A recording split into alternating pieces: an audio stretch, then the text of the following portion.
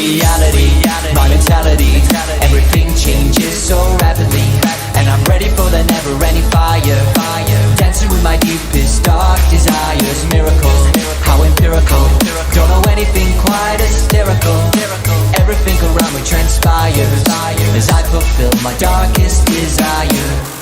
Yo, what's going on, guys? FNaF here, and today I'm presenting another video. In this video, I'm going to be doing a summary video of Sergio's Lucky Day. And this is the second story in Gumdrop Angel, or Fazbear Frights Book 8. And like the last video for Gumdrop Angel, go check that out, by the way, if you haven't already. Like that video, I'm doing it into three separate sections: summary, details, and lore. Now, honestly, I'm not the biggest fan of the story, but yeah, I'll talk more about that later on. So yeah, let's start with the summary. So the main character is, surprise, surprise, Sergio. I mean, his name is in the title. So he has a supervisor named Dale, who is a senior manager, but Dale is also, interestingly, the name of the manager Tape Girl talks about in FNaF's tapes, but I'll talk more about that in the details section. Sergio looks at his watch, and it's 2:32 p.m., and it's kind of weird, but Sergio has a specific watch which makes him feel impressive, and it's made evident that he wants to be impressive. So Dale comes up behind him and tells Sergio, yo, you got this project manager job. And Sergio is 27, and he's an architect, and he was about to become the youngest project manager that company had ever seen. So Dale walks away. Sergio's friend Clive says to him, "Congratulations, you idiot," because just like, when do you not call your friends idiots, you know? And Sergio thinks he's being jealous or whatever, and then Clive calls him an idiot or whatever, and Sergio says, "You realize I'm your boss now," which is true. So most of the department go to dinner to celebrate Sergio's promotion, and everybody is having a good time, but except Sergio. He wasn't sure he was happy about the promotion. So Sergio also has a girlfriend named Violet, who was a junior manager in the department, and Sergio always lied to her for some reason, like whether that were about her. If she looks sassy, which, like, I don't get why that exists, but yeah, sometimes it could be liking food, movies they like, whatever. And she chose how they spent their time most of the time. So honestly, I don't know what why he has been going out with her for a year. Violet is annoying, and she likes to flirt with whoever she wants. And Sergio didn't actually want to be with Violet, and he wanted to be with a girl he liked in high school years named Sophia, but that was like 10 years ago, so yeah, he hasn't seen her since then. So Violet decides to flirt with Clive just because, and then Clive's girlfriend Fiona accidentally threw her mashed potatoes at Violet. Then Sergio makes a funny speech and people laugh, blah blah blah. Then there's a bunch of stuff Sergio makes, and there's a bunch of stuff that doesn't really matter, so I'll just skip all that. So he goes to sleep and then wakes up at 6 a.m. So Sergio calls his parents just to talk to them about getting the new job and stuff. So because Sergio had his new job, and he doesn't like it too much. He has to do like 10 times the amount of work, and he doesn't get paid all that much more, especially considering how much more work it is. Then it cuts to 2.5 weeks later. There's a lot of time jumps in this story. And like 2.5 weeks later, in the job, he'd already made a few mistakes. But Dale kept reassuring him. He was like, "Oh, it's just the learning curve. You're just getting used to it. You're gonna mess up sometimes." And he always had to go to sleep really, really late and get up really, really early. So now Sergio's car breaks down at a time when there's legit no one on the street who can help him. So he walks around looking for somebody to help him, and he sees a garbage can had tipped over, and there was trash all over the sidewalk. And one of the things he found was literally Balloon Boy. But instead of his sign saying balloons, it says, "I'm a lucky boy." And his name in this is just said to be Lucky Boy, but it's pretty obviously Balloon Boy. The description is literally exactly matched. So Balloon Boy here is really an actual toy and not really an animatronic. And I'm guessing it's literally just a small action figure, because it seems to be implying that it is. Because he's able to, like, hold it, carry it around with him, you know? So Sergio ends up in a gas station convenience store, and the clerk there says that he should get a lottery ticket because there's always a small chance that he could win, which would help him out with repairs if he were to win.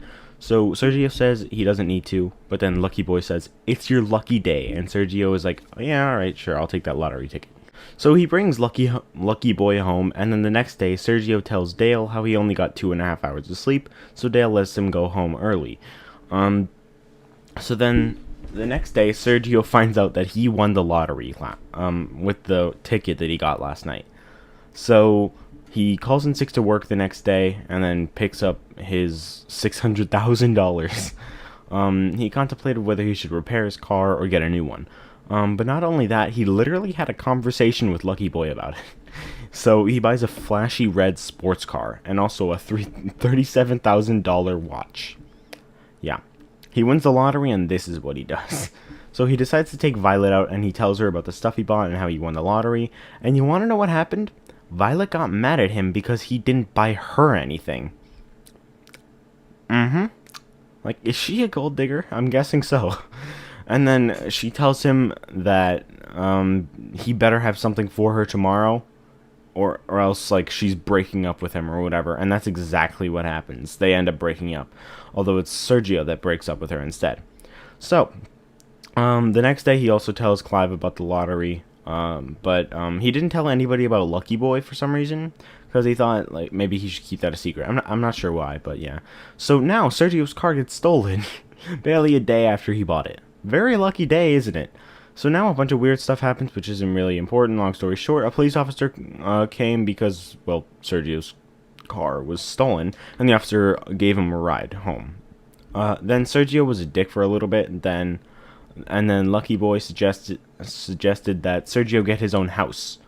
And Sergio thinks that's a great idea, since he probably has the money for it. And then he also buys a black pickup truck. Because he lost his car, and the money from his stolen car was completely refunded. So yeah, then here's when they break up, Violet and Sergio. So then later he has he had a conversation with Lucky Boy about it, and that's why he decides to break up with Violet. So yeah, thank you, Sergio. Now you're a little bit better of a character, but not really. Sergio talks to Lucky Boy and ends up quitting his job, and Dale is pissed about this, and honestly, understandably. So then Sergio starts looking at real estate agents to buy a new house, and Lucky Boy tells him to find a pretty one so he could get a new girlfriend. So yeah, the story is a bit repetitive at this point. At first I didn't really like it, it was pretty boring. Then I really liked it when Lucky Boy came up, and then now it starts getting repetitive. Lucky Boy tells him to do something, he does it. And then something goes wrong with that thing, and then wash, rinse, and repeat, right? So Sergio has a meeting with a girl named Claire, who he thinks is kind of pretty, but at the same time kind of doesn't, but like still does. So, and they end up flirting or something, and I don't know. And then they end up going out on a date. So he decides that he's gonna buy a building so he can create his own large business. So when he's going on his date with Claire, he decides to bring Lucky Boy with him because, like, he thinks he doesn't deserve to be left behind. Lucky Boy, that is. So yeah, he just takes him with him, and he tells Lucky Boy he shouldn't laugh when Claire is around. And then Lucky Boy literally says, "Other people's judgments are irrelevant." Yeah, Lucky Boy. Well, I think he's getting a little bit more evil now. Like, he starts acting slowly more evil. So Sergio goes to pick up Claire for the date, and she finds Lucky Boy in the seat. So Sergio just decides, hey, I'll tell Claire the whole story, because he thinks it's unfair that Lucky Boy wasn't getting the credit he deserves. So a few weeks pass, and the renovations in his building have started, and he moves into his new house. But he was running out of money. So Lucky Boy told him, rich people have lots of money. Lucky Boy, are you telling him to rob somebody? Sergio doesn't end up doing this. He doesn't know what Lucky Boy is telling him to do, so he just doesn't rob somebody randomly. So when Sergio was running low on money, he had to stop buying so many gifts and stuff for Claire, and he noticed she was starting to seem a bit less happy, and now he wants to break up with Claire because he wants to be with Sophia, the girl he liked in high school. But he needed to borrow money from his father. So he decided to have his parents meet Claire at that time he would ask to borrow money, and so he did. But then on the ride home with Claire, after that dinner meeting, he breaks up with her right then, and that makes her angry, and so she threatens to drop Lucky Boy out the window, but then Sergio jumps for it, and since he's driving, the car goes tumbling. Sergio thinks they're alright, but Claire is pissed, and literally sues him for her injuries. But then he finds out that there's a high school reunion and thinks this is a good chance to go out with Sophia. And I'll say, only 9 pages left in the story and there's not even any horror in it yet. And that's why I don't really like this story. I think there's way too much filler in it. And it's about 75 pages long, the story. And most of it isn't even important. If you were going to shorten this book and remove all the filler, it would probably be like 10, maybe 20 pages long. That's why I'm not really a fan of the story. It overstays its welcome, I think. Alright, finally 7 pages away from the end of the story, and something weird happens. Sergio asks Lucky Boy what he should do to make himself look better, and Lucky Boy says he's better off without his ears. Excuse me, what? Then he thought about shaving his head, but decided against that. Then thought he had beady eyes, and Lucky Boy tells him eyelids cover eyes. Then he thought his nose was too long, so Lucky Boy told him he should cut to fit. Then for his lips, Lucky Boy suggested that wood carvers are artists. Literally, what the hell? Then when he said he wanted to be taller, Lucky Boy said, remove and reuse, and Sergio sometimes takes scrap metal from a project and uses it for another part of the project. So then he asks what he should do about his belly, and Lucky Boy tells him to trim the fat. Dude, what is going on? So he pulls out his knives, scissors, twine, and a measuring tape, and a needle and thread, and so he does everything that he just said. And then it cuts to the reunion. Everything is fine, but then Sergio shows up and everybody stops and stares. Then people start screaming and gagging or whatever. Everybody freaks out. So Sergio thinks this is because... Sergio turns around and thinks that people are screaming because there's a trail of blood behind him. Which has a bunch of like hair, pink blobs, little bits of flesh, and bone clumps in it and stuff. But I'm pretty sure the people were more scared of what left the trail. Obviously Sergio. I don't think he knows this though. I think he's like possessed or something, because how is he so stupid? And then all he cares about is where Sophia is, and then the story ends. Honestly, didn't like it too much. It's pretty weird, but that's not really why I don't like it. It's mostly just really boring. But that's just my opinion. It's probably one of my least favorite stories, though. You guys might disagree, but I'm not a fan, to be honest. So now I want to tell you about the details I found. I didn't find too many, I got 11, but I might have missed some. And keep in mind that some of the details I found may mean nothing, and I might just be overthinking things. But I like finding details, and you guys seem to enjoy them. So let's just get into those details. Number 1. As said earlier, Sergio actually has a supervisor named Dale who is a senior manager. But Dale is also, interestingly, the name of the manager Tape Girl talks about in FNaF VR's tapes. And you may think this this is just another case of Scott reusing names like he did with 3 separate Jeremys. But later on in the story, we see more similarities to FNaF VR. So I don't think it's a coincidence. Number 2. Sergio's alarm is always set to wake him up at 4 a.m. This does not seem like a coincidence to me, since in FNaF 4, the alarm always goes off at 6 a.m. And since it's probably a dream, this is obviously you waking up. Number 3. Sergio's dad is the head of a large company and is pretty rich. William in the games is obviously the owner of Freddy's along with Henry, and he does seem to be pretty rich. Number 4. After about 2.5 weeks working as the project manager, and already a few mistakes were made by Sergio. And this reminds me of FNaF VR even more. One of the lines Hand Unit can randomly say when you are in the main hub is, the first development team had lots of problems, made some sloppy mistakes, and were eventually pulled from the program. I feel like this could have been another little hint to show us that these two are linked. On page 93, Balloon Boy, or I guess Lucky Boy, says the words, it's your lucky day, which could mean absolutely nothing, but I think that, but this is one of the first lines we hear when we open up FNaF AR for the first time. And keep in mind that FNaF AR is the first game ever to have BB with an actual jump scare. So I have no idea what, but I think it's possible that BB could have a larger role in FNaF AR than we all thought. And like, he's probably one of the most forgettable characters in the game, not counting skins, if not the most. So yeah, number 6. Sergio does literally whatever Lucky Boy tells him to do. His laugh is also starting to sound like Lucky Boy's laugh. This is almost definitely a parallel to Glitch Trap. I don't think I need to tell you why. Number 7. Guys, I'm a bit nervous because Mike Victim seems to be getting more possible. When Sergio is getting ready for his date with Claire, he wears a black and gray striped dress shirt. And in FNaF 4, the crying child wears a similarly colored shirt.